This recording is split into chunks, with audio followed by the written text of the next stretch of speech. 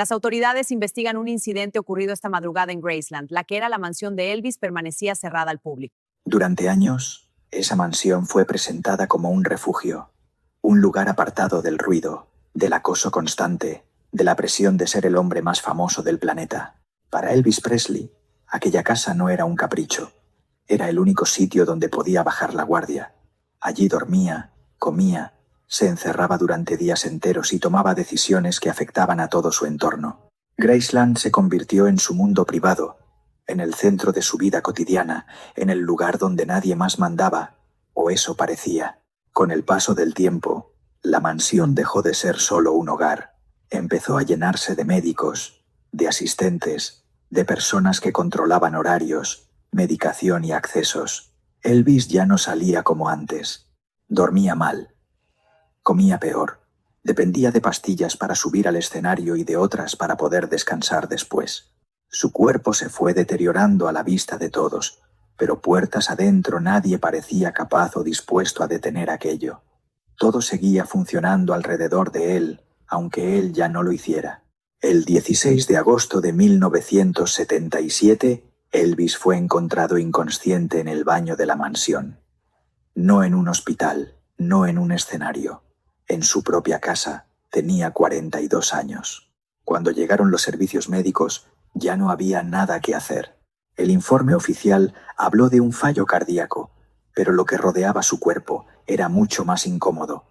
Medicamentos por todas partes, un historial médico caótico y un deterioro físico que llevaba tiempo gestándose.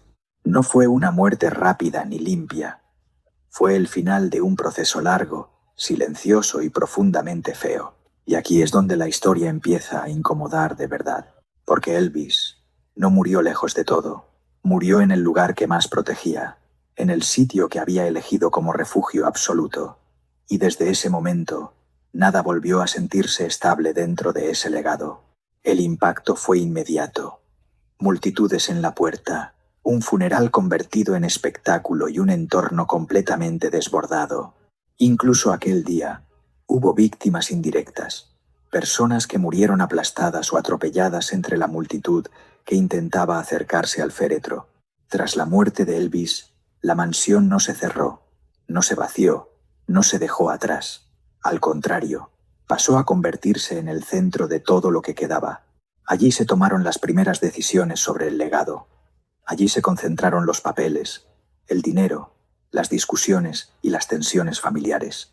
Todo seguía girando alrededor de Graceland, como si el lugar hubiera absorbido algo más que recuerdos, como si hubiera pasado a tener un peso propio dentro de la historia. Vernon Presley, el padre de Elvis, asumió el control del patrimonio. La única heredera directa era una niña. Las decisiones se tomaban deprisa, con presión mediática y sin margen para el duelo. No hubo tiempo para asimilar la muerte. Había demasiado en juego, demasiada gente mirando, demasiados intereses alrededor de una sola casa y de un solo nombre. Nadie parecía preguntarse si aquello era sostenible.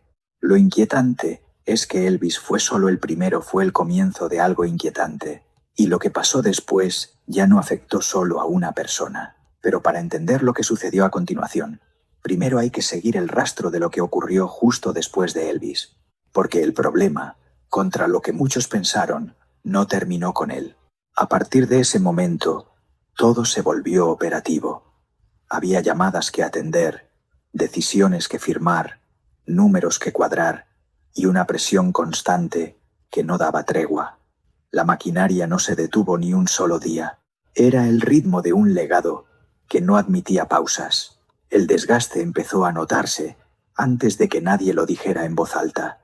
Cansancio extremo, visitas médicas constantes, tensión acumulada. No era solo tristeza por la pérdida, era una carga continua, una sensación de estar siempre llegando tarde, siempre apagando fuegos. Cada decisión parecía urgente, cada error irreversible, y el tiempo, lejos de aliviar la presión, la multiplicaba.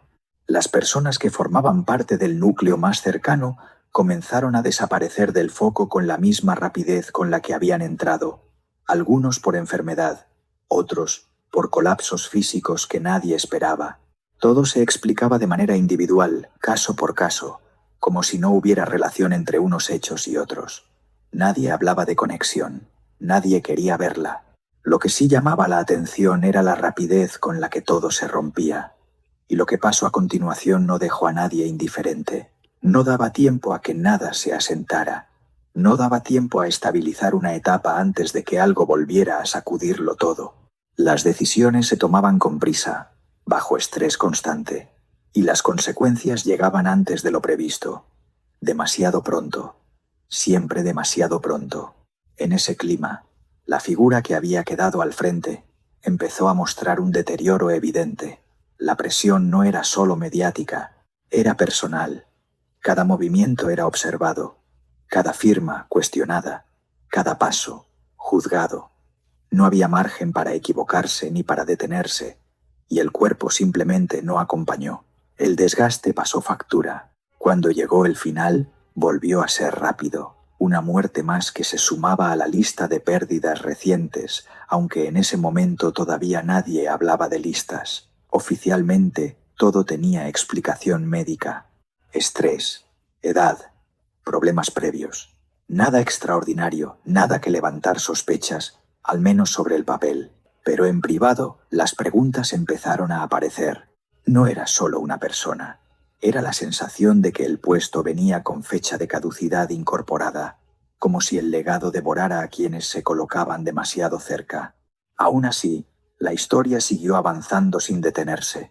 El nombre Presley seguía generando dinero, atención y conflictos.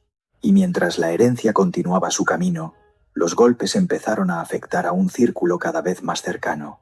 Ya no solo a quienes gestionaban, ya no solo a quienes firmaban. El siguiente impacto sería mucho más personal, porque lo que estaba a punto de ocurrir ya no tenía que ver con cargos ni con decisiones. Tenía que ver con sangre. Cuando el legado pasó a la siguiente fase, ya no se hablaba de duelo ni de familia. Se hablaba de cifras, de porcentajes, de control. El nombre que empezó a aparecer con más frecuencia fue el de Lisa Marie Presley, todavía joven, todavía intentando entender qué significaba ser la heredera de todo aquello. Sobre el papel, era una de las mujeres más ricas del mundo. En la práctica, nunca tuvo el control real de lo que llevaba su apellido. A su alrededor, empezaron a moverse figuras que no aparecían en las fotos familiares: abogados, asesores financieros, gestores de confianza, personas que prometían proteger el legado, hacerlo crecer, blindarlo. Uno de los nombres que acabaría siendo clave fue Barry Siegel, el hombre que durante años gestionó su patrimonio.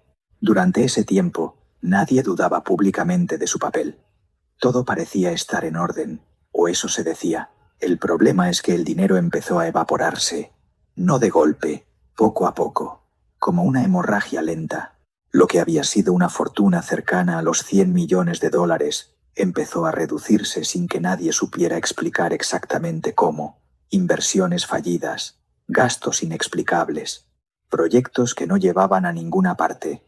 Todo tenía una justificación técnica, pero el resultado era siempre el mismo: menos dinero, más dependencia, más presión. Cuando Lisa Marie se dio cuenta de lo que estaba pasando, ya era demasiado tarde. Según sus propias palabras, lo que debía ser un fideicomiso sólido había quedado reducido a apenas unos miles de dólares líquidos, 100 millones convertidos en calderilla. La heredera del rey del rock enfrentándose a deudas millonarias, impuestos atrasados y demandas cruzadas. El contraste era tan brutal que resultaba casi obsceno. A partir de ahí, la guerra fue abierta. Lisa Marie demandó a Siegel acusándolo de haber dilapidado su fortuna. Él respondió acusándola de mala gestión y despilfarro personal. Los documentos judiciales empezaron a salir a la luz. Las cifras eran públicas, las acusaciones salvajes, y mientras tanto, el apellido Presley volvía a ser sinónimo de conflicto, de caos y de ruina, no de éxito. Graceland seguía generando millones. El nombre de Elvis seguía vendiendo entradas, discos y derechos, pero la heredera directa estaba arruinada. Dependía de préstamos, acumulaba deudas, llegó a declararse en bancarrota. En un giro todavía más incómodo, fue Priscilla Presley, la exmujer de Elvis, quien tuvo que vender propiedades propias para ayudar a su hija a mantenerse a flote. El legado que debía protegerlas estaba haciendo justo lo contrario. Y lo más perturbador es que cuanto más dinero generaba el nombre Presley, peor parecía estar la familia. Como si el flujo de millones no llegara nunca a quienes llevaban la sangre, como si el sistema funcionara solo para quienes orbitaban alrededor del legado, no para quienes lo habían heredado. Cada intento de recuperar el control terminaba en más pleitos, más desgaste y más exposición pública. Lisa Marie intentó recomponerse, pasó por rehabilitación, habló abiertamente de sus adicciones, reconoció haber tocado fondo, pero incluso en sus intentos de reconstrucción, el peso del apellido seguía ahí.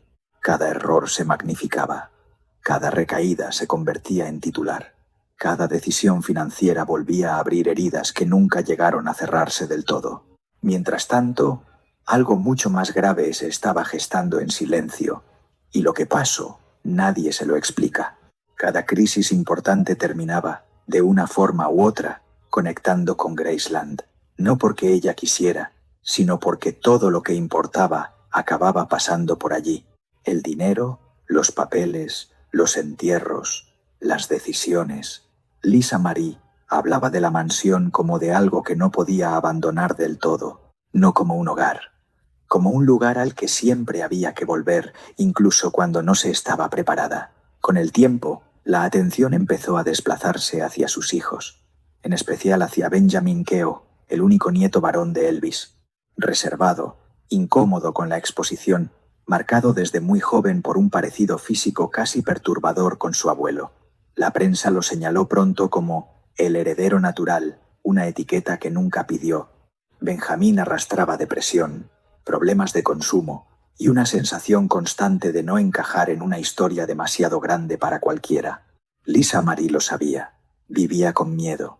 Miedo a que Graceland no fuera solo un lugar del pasado, sino una herencia emocional imposible de esquivar.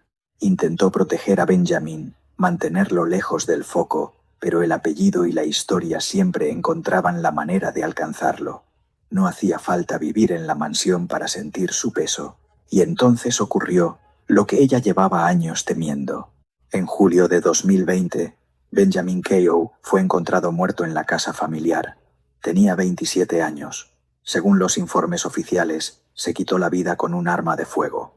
Testigos hablaron de gritos, de una súplica desesperada momentos antes del disparo. La decisión posterior fue tan simbólica como inquietante. Benjamin fue enterrado en Graceland, junto a su abuelo. La sangre Presley regresaba a la casa, en el mismo punto al que siempre acababan regresando. A partir de ese momento, Lisa Marie ya no volvió a ser la misma. Sentía que la casa la llamaba más que antes. Graceland dejó de ser solo el legado de su padre y pasó a ser el lugar donde descansaba su hijo. La casa ya no representaba recuerdos, sino ausencia. Y aún así, seguía siendo el centro de todo. 2 años después, en enero de 2023, Lisa Marie colapsó. La noche anterior había asistido a un evento público. Al día siguiente fue encontrada inconsciente. Murió a los 54 años tras sufrir un paro cardíaco. Otra muerte prematura. Otra figura clave desaparecida sin aviso. Madre e hijo muertos en apenas 2 años. Y, de nuevo, Graceland quedaba en el centro del relato.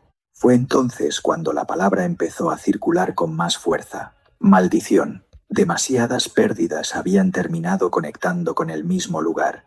Demasiadas decisiones importantes se tomaban siempre allí, y demasiados regresos acababan mal. Pero esto no se detuvo aquí. Tras la muerte de Lisa Marie, el conflicto no se detuvo. Priscilla Presley impugnó el fideicomiso. Documentos cuestionados, firmas discutidas, tensiones familiares expuestas públicamente. Finalmente, el control del legado recayó en Riley Keough, una nueva heredera. Otra generación situándose cerca de Graceland. Otra persona intentando sostener algo que llevaba décadas rompiéndose. Y lo inquietante es que, incluso ahora, nadie ha conseguido cerrar del todo esa casa. Y lo que estaba a punto de salir a la luz no tenía que ver con el pasado, sino con lo que estaba ocurriendo ahora mismo alrededor de la casa. La disputa no era menor. Estaba en juego quien controlaba Graceland y todo lo que representaba. El conflicto dejó de ser privado y pasó a desarrollarse ante la prensa, con comunicados oficiales y filtraciones interesadas. Finalmente, el control recayó en Riley Keough, hija mayor de Lisa Marie, una nueva heredera colocada, casi sin transición, en el centro de un legado que ya había demostrado no ser amable con quienes se acercaban demasiado. Riley intentó mantener un perfil bajo, con miedo a que también le pasara como a su madre y su hermano algo estaba pasando con el legado, porque fue entonces cuando ocurrió algo que nadie esperaba. En 2024, salió a la luz un intento de subastar Graceland por una supuesta deuda millonaria. Documentos aparecidos de la nada, firmas que la familia negó haber reconocido. Un movimiento tan agresivo que obligó a intervenir a los tribunales de Tennessee. Un juez frenó la operación de urgencia. Las autoridades empezaron a investigar un posible fraude. La noticia fue devastadora. La casa de Elvis, el lugar donde había muerto, donde estaban enterrados varios miembros de la familia, a punto de pasar a manos de desconocidos, no por una venta voluntaria, no por una decisión familiar, sino por un entramado de papeles dudosos y reclamaciones que nadie supo explicar del todo. Graceland, otra vez, en el centro del caos. Y ahí la prensa empezó a hablar sin rodeos. La maldición Presley, Graceland. Y cada vez que alguien parecía acercarse a él, algo volvía a torcerse. Hubo algo que Lisa Marie Presley repitió en privado durante sus últimos años. Tenía miedo de volver a Graceland. Sentía que la casa la reclamaba con más fuerza cada vez. Después de la muerte de su hijo, ese miedo se intensificó. Graceland ya no era el lugar donde había crecido ni el legado de su padre. Era el sitio donde estaba enterrado Benjamin, el punto exacto al que todo volvía. Lisa Marie decía que cuanto más intentaba alejarse, más presente estaba la casa, llegando a decir que no paraba de soñar con la casa, esa casa que había sido su hogar y ahora era una pesadilla que no paraba de repetirse. Benjamin tampoco quería acercarse a Graceland. Personas cercanas contaron después que le incomodaba profundamente, de una historia demasiado grande para vivir dentro de ella. Aún así, terminó allí, enterrado junto a su abuelo, como si la casa no permitiera finales lejos de ella. Y cuando una casa empieza a acumular muertos de la misma sangre, deja de ser solo un escenario. De noche, Graceland no se siente vacía. Eso lo saben bien los vigilantes que hacen rondas cuando no hay visitantes. Muchos van acompañados de perros, perros entrenados, animales acostumbrados a casas grandes, a ruidos, a sombras, y aún así hay habitaciones en las que los perros se paran en seco, no avanzan, gruñen o directamente se niegan a entrar, aunque el vigilante tire de la correa. Quienes trabajan allí desde hace años dicen lo mismo.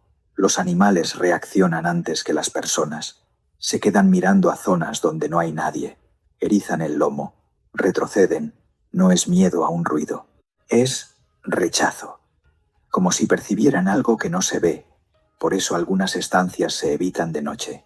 Durante ese periodo, también se abrió una investigación sobre incidentes nocturnos ocurridos dentro de Graceland cuando la mansión estaba cerrada al público. Hechos registrados, objetos que aparecían movidos de lugar, puertas encontradas abiertas tras haber sido cerradas y selladas, alarmas activadas sin causa aparente. Pero lo que más inquietó a los responsables de seguridad fueron las cámaras. Varias grabaciones mostraban apagones breves en momentos concretos de la noche, no fallos generales, no cortes de luz en toda la mansión, zonas específicas que quedaban a oscuras durante minutos exactos, siempre en franjas similares, siempre sin una explicación técnica clara. Cuando las cámaras volvían a funcionar, algo había cambiado. Una puerta distinta, un objeto fuera de sitio, un registro que no cuadraba. Oficialmente se buscaron causas racionales, errores humanos, fallos eléctricos, problemas del sistema. Pero internamente nadie logró explicar por qué los incidentes solo ocurrían cuando la casa estaba completamente sola. Y fue entonces cuando algunos empezaron a decir que Graceland no se quedaba vacía por la noche. De la sensación de que la casa está ocupada, aunque esté cerrada, de que Graceland no se apaga del todo cuando se apagan las luces. ¿A quién llamará ahora la mansión? ¿A la siguiente heredera? ¿A alguien que cree que puede controlarla? ¿O a alguien que todavía no sabe que ya forma parte de su historia? Porque Graceland no olvida, y cuando una casa recuerda demasiado, siempre termina reclamando algo a cambio. Si quieres conocer más historias reales, oscuras y nunca contadas sobre legados, familias rotas y lugares que esconden algo más de lo que muestran, suscríbete. Aquí seguiremos contando las historias que otros prefieren no contar.